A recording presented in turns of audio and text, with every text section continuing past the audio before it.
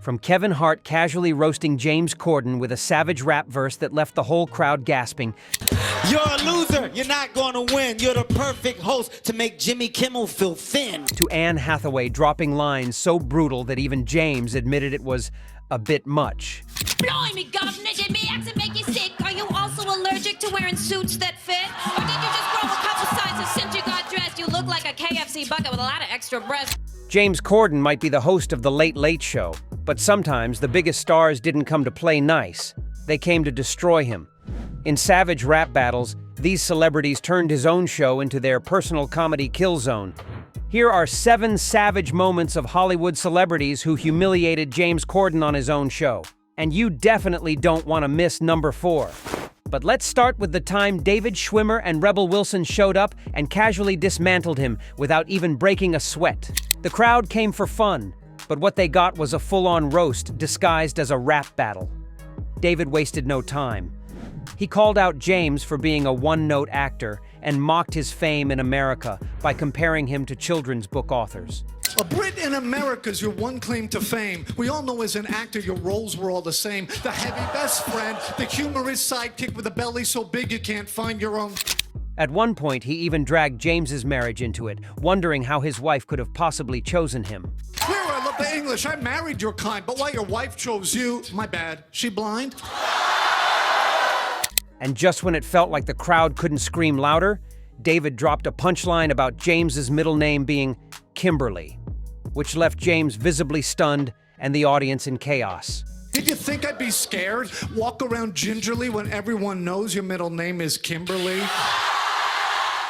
Schwimmer wrapped it all up by mocking James's weight, late-night ratings, and even demanded tea like James was just there to serve. The crowd was loving every second. You embarrass your country. This was easy for me. Lay down the mic and go make me some tea. 1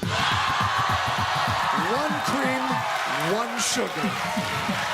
But it didn't stop there. Rebel Wilson crashed the mic and stole the whole show. She dropped the final bars, telling James to let Adele sing, mocking his raps and crowning herself the winner before anyone else could. Carpool Karaoke, you think it's your big thing, but everyone is thinking, shut up and let Adele sing. With her signature comedic confidence, she ended it perfectly. Her rhymes were pitch perfect, and everyone knew it. Don't battle on me, cause you know it's not worth it. Everybody knows my rhymes are pitch perfect. James had no comeback, just a stunned face and a crowd that knew he'd been demolished. However, if there's one moment James Corden truly didn't see coming, it was Helen Mirren stepping up to the mic and absolutely ending him. What started as a lighthearted battle turned into a masterclass in controlled destruction. She came in with royal energy, fierce timing, and a presence that made the audience hang on every word. Give a damn! Give it up for Helen Mirren!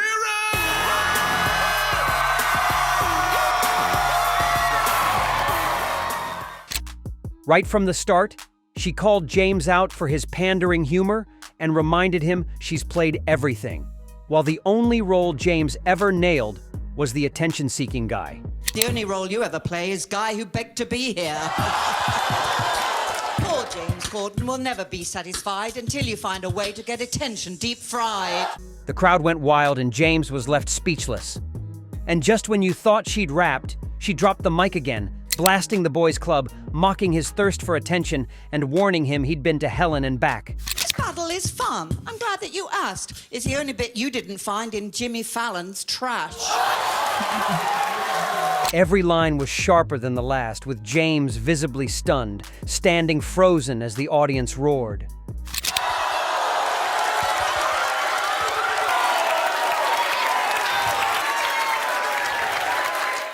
By the time Helen walked off, the verdict was clear. She didn't just win, she owned the show. The winner is Helen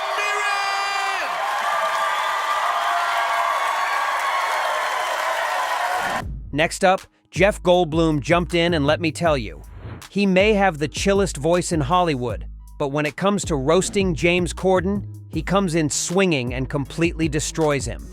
From the moment he stepped up, Jeff questioned why America ended up with James in the first place. It was classy, clever, and devastatingly smooth. Seeing you as a cat is completely unnerving, but how you look in real life is somehow more disturbing. Is there any chance we send him back to the Brits? Why'd we trade Meghan Markle for something like this? Then he went straight for the personal. He acted surprised, James even had kids, and tossed in a sarcastic, "Life finds a way." And you're a father. I'm shocked you get laid, but hey, I guess it's true. Life finds a way. And just when it felt like he might ease off, he slammed James's talents, saying he can't sing or act, despite hosting the Tonys. Look like Andy Richter ate Conan O'Brien. And you host the Tonys for actors who sing, which is funny, because you suck at both those things. Goldblum didn't let up and reminded everyone he was a S symbol before James was even born. I was already 25, which means I've been a symbol longer than you've been alive. By the end, James just stood there, mouth open. Goldblum had annihilated him with style.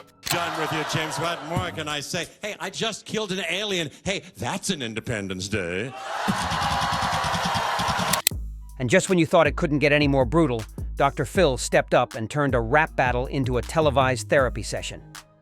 James Corden probably wasn't expecting to be psychoanalyzed in rhyme form, but that's exactly what happened. Dr. Phil came in hot, mocking James's late-night time slot and claiming his only viewers were insomniacs and meth heads. Inappropriate James is at all, especially from a troll that licks Jimmy Kimmel's. You're on at 12:30. I've built an empire.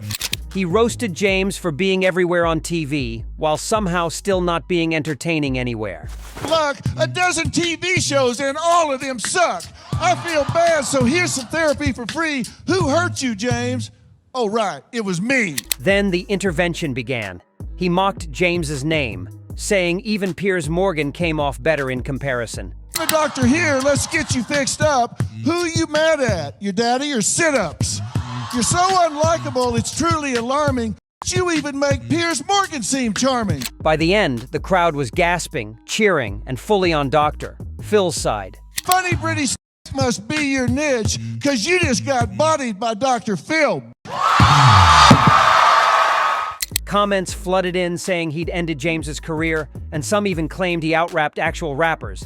And James was standing frozen, clearly not expecting to get absolutely bodied by a talk show therapist. It was brutal, clean, and totally unexpected. Which roast was the most savage so far? Drop a number below. Now we're entering our top 3 moments, and on number 3 we got Kevin Hart. Small in size, but he showed up huge when it came to roast James Corden.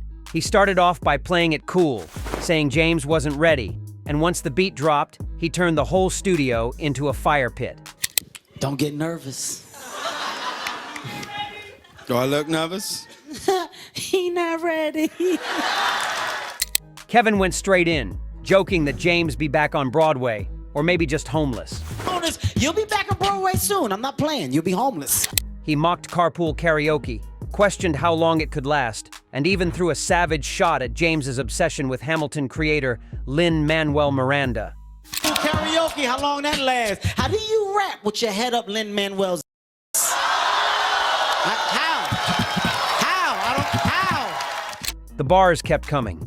He called James the cure for late-night boredom and joked that working with Meryl Streep for 5 minutes doesn't count as prestige. You know who rhymes with James Corden? Late night boredom. He's not important. I make movies with The Rock. You're finished. You work with Meryl Streep for what, like 5 minutes? And the final punch? It was a line so sharp it had the whole room wheezing. Then Kevin hit a little victory dance because it was a total knockout. Big host to make Jimmy Kimmel feel thin. That's a big joke.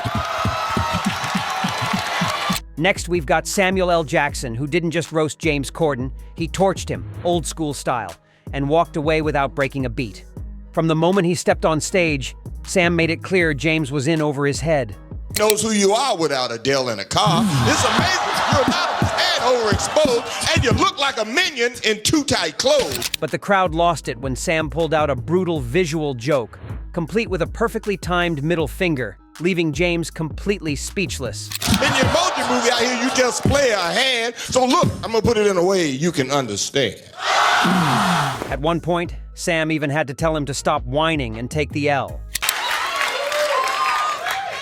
That was mean. Stop whining. Stop whining and bring it. It wasn't just jokes about James's looks or career. Sam dropped the greatest roast when he compared him to a fidget spinner, plastic, loud, and forgettable. I think of you credit, but my mind goes blank. If anyone actually watches this, you got Reggie to thank. You're like a fidget spinner, boring, annoying. And just when you thought it was over, Sam hit him with a wallet punchline so good, the crowd went wild. Oh, you diss my commercials? That's so out of pocket. So let me whip this out and show you what's in my wop. Corden definitely got shafted here. You just got shafted. And our number one spot is taking Anne Hathaway. Graceful, fearless, and absolutely lethal with the mic. From the moment she started, it was clear she wasn't here for soft jabs. A catwoman diss? Gosh, what do? I can't make fun of you, James, because no one's heard of you. The shots kept landing, and she joked that even James's wife probably preferred watching Seth Meyers. Corden is, it says hopefully dead. I'm like your wife. I watch Seth Meyers instead. Every verse was sharper than the last, and James could barely keep up. When she mentioned that tattoo game with One Direction, the entire audience erupted. I saw the One Direction game you did with that tattoo. The One Direction that makes sense is away from you. Even James had to admit, it was a little mean. That was actually mean. That was actually mean. It was actually a bit mean. But Anne closed it like a pro. She flipped the script, balancing brutal roasts with confidence and charm. I was hated and shaded, but now I've been liberated. There's nothing you can say to leave me incapacitated. James stood there, mouth slightly open, and no comeback in sight. Anne didn't just battle, she Hatha-slayed. Now you know how it feels to get Hatha-slay.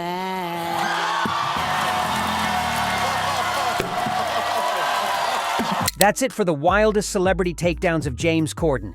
If you liked this, you'll love watching the Marvel cast roast each other to their face. Click here to watch the madness.